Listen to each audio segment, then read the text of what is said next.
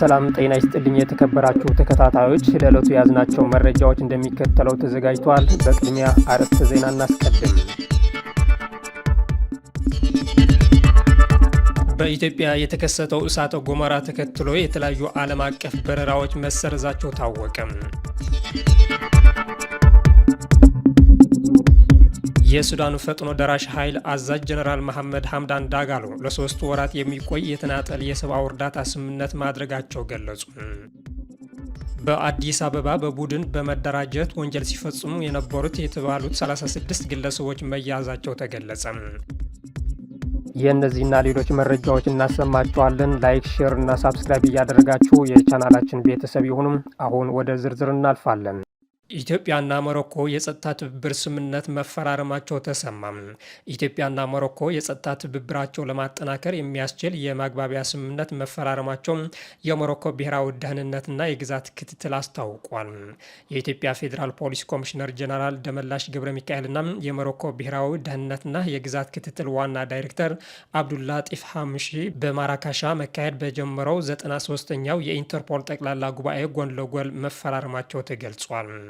የስምምነቱ ዓላማ በሁለቱም ሀገራት የጥቃት ወንጀልን፣ የተደራጀ ድንበር ተሻጋሪ ወንጀልን፣ የኮንትሮባንድ መረቦችን፣ ህገወጥ ዝውውርንና የሳይበር ወንጀልን በጋራ ለመዋጋት ነው ተብለዋል። ባሳለፍነው ዓመት ሰኔ ወር ኢትዮጵያና ሞሮኮ በጋራ ስልጠና፣ በልምምድ፣ በሳይንሳዊ ምርምርና በወታደራዊ የጤና ፕሮግራሞች ላይ የመከላከያ ግንኙነታቸውን ለማጠናከር ያለመ የወታደራዊ ትብብር ስምምነት መፈራረማቸው ይታወሳል። በአዲስ አበባ በቡድን በመደራጀት ወንጀል ሲፈጽሙ የነበሩ የተባሉት 36 ግለሰቦች መያዛቸው ተገለጸ። ለወንጀል ተግባር ያውሉት የነበሩት 5 ተሽከርካሪዎች በቁጥጥር ስር ውለዋል ተብሏል። በአዲስ አበባ ከተማ በቡድን በመደራጀት በተለምዶ ሸዋሸዋ ተብሎ የሚጠራውን ወንጀል የሚፈጽሙና የተሰረቀ ዕቃን የሚገዙ 36 ግለሰቦች ከ5 ተሽከርካሪዎቻቸው በቁጥጥር ስር በመዋል ምርመራ እያደረገ መሆኑን የአዲስ አበባ ፖሊስ ጠቅላይ መመሪያ አስታውቋል። የከተማዋ ፖሊስ በማህበራዊ ሚዲያ ገጹ ባሰራጨው መልእክት የምርመራ መነሻ የሆነው በልደታ ክፍለ ከተማ ወረዳ 7 ኢሚግሬሽን አካባቢ ህዳር 9 ቀን 2018 ዓ.ም ከቀኑ 7 ሰዓት ላይ የተፈጸመው ወንጀል ድርጊት መሆኑን ገልጿል።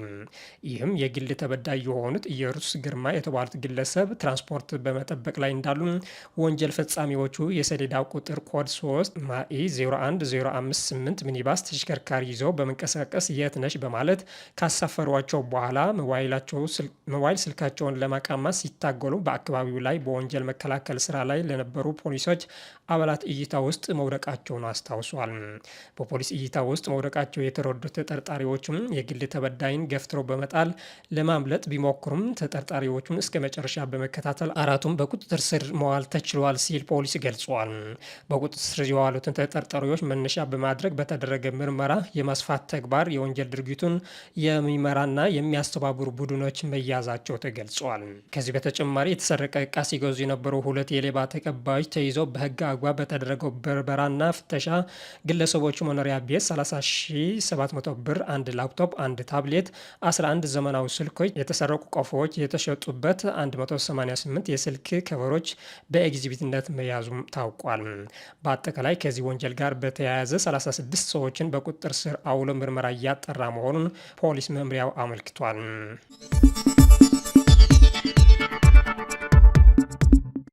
የሱዳኑ ፈጥኖ ደራሽ ኃይል አዛዥ ጀነራል መሐመድ ሐምዳን ዳጋሎ ለ3 ወራት የሚቆይ የተናጠል የሰብአዊ እርዳታ ስምምነት ማድረጋቸው ገለጹ።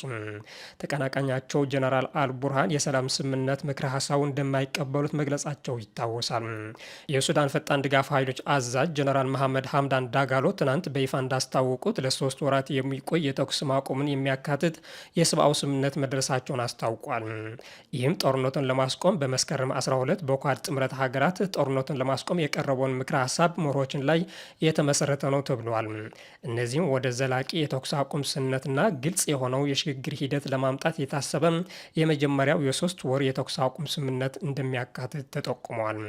በአሜሪካው ፕሬዝደንት ዶናልድ ትራምፕ ለሚመራው ዓለም አቀፉ ጥረቶች ምላሽ ለመስጠት ፈጣን ድጋፍ ኃይሉና አጋሮቹ የ3 ወር የተኩስ አቁም ስምምነትና ወታደራዊ እርምጃዎችን ለማስቆም ስምምነት ላይ መድረሳቸውን እናሳውቃለን ሲሉም ሄሚቲ በቪዲዮ የተቀረጸ ንግግራቸው ተመልክቷል። አመልክቷል።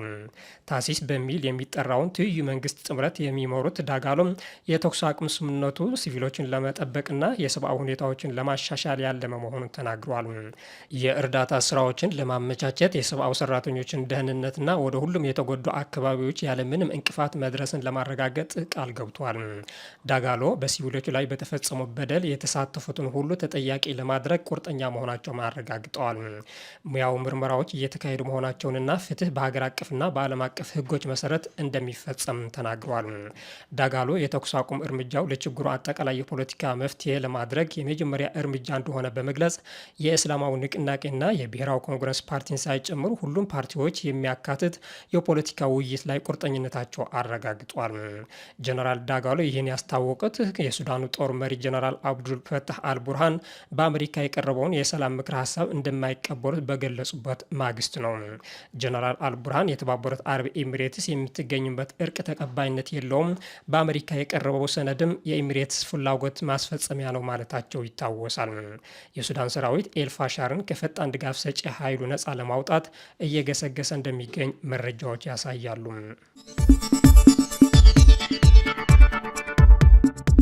በኢራን በኬሚካል ጭስ ምክንያት በዓመት ከ58 ሺህ በላይ ሰዎች መሞታቸው ተገለጸ። በኢራን የኤሌክትሪክ ኃይል ለማግኘት ከሚቃጠል ማዙት ከሚባል ቆሻሻ ኬሚካል በሚወጣ ጭስ የተነሳ በዓመት 58975 ኢራናውያን መሞታቸው ተገልጿል። ኢራን የገጠማትን የኃይል እጥረት ለማምጣት የምታደርገውን ጥረት የሀገሪቱን ባለስልጣናት የኤሌክትሪክ ኃይል ለማግኘት ሰልፈርና ሌሎች አደገኛ ንጥረ ነገሮችን የያዘ ከፔትሮሊየም ቅሪት የሚገኝ ማዙት የሚባል ቆሻሻ ኬሚካል ሲያቃጥሉ መቆየታቸው ተገልጿል። እንደ ቀዳሚዎቹ የኢራን መሪዎች ሁሉ የፕሬዝደንት ማሱድ ፔዚኪሃን መንግስትም ሀገሪቱ የገጠማትን የኃይል እጥረት ለመፍታት ይህን ማዙት የሚባል አደገኛ ንጥረ ነገሮችን የያዘ ቆሻሻ ከኬሚካል መቃጠል በአማራጭነት መጠቀም መቀጠሉን አልጀዚራ ዘግቧል። በዚህም በመላ ሀገሪቱ በሚገኙ 14 የሚደርሱ የማዙት ቆሻሻ ኬሚካል ማቃጠያ ጣቢያዎች እስከ ህዳር አጋማሽ ድረስ በየቀኑ 21 ሚሊዮን ሊትር ወይም 5.55 ሚሊዮን ጋሎን የማዙት ቆሻሻ ኬሚካል እየተቃጠለ ለኤሌክትሪክ ኃይል ማመንጫ ሲውል መቆየቱን ለኢራን ኢስላማዊ አብዮት ጥበቃ ኃይል ቅርበት ካለው ፋርስ ኒውስ ኤጀንሲ የተገኘ የመረጃ ምንጮች ገልጿል።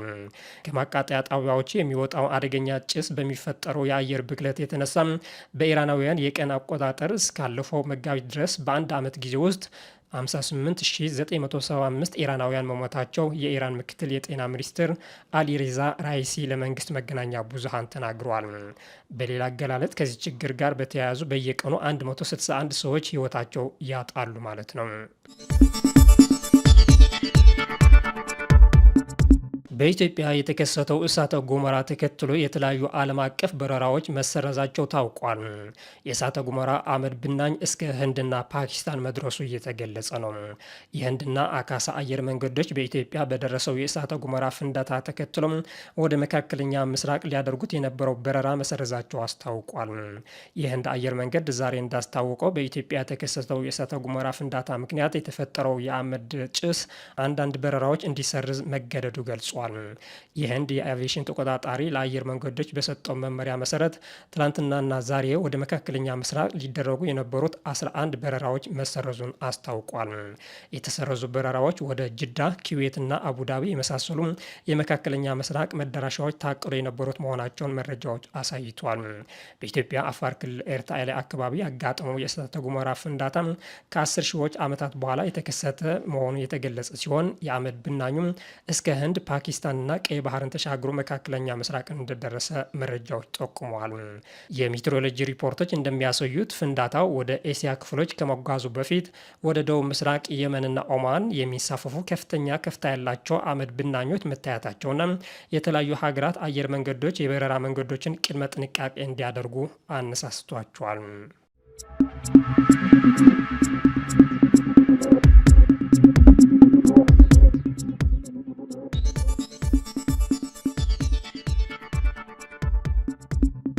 የተከበራችሁ ተከታታዮች ለዛሬ ያዝናቸው ዜናዎች እነዚህ መስሉ ነበር። ስለተከታተላችሁ እናመሰግናለን። መልካም ቀን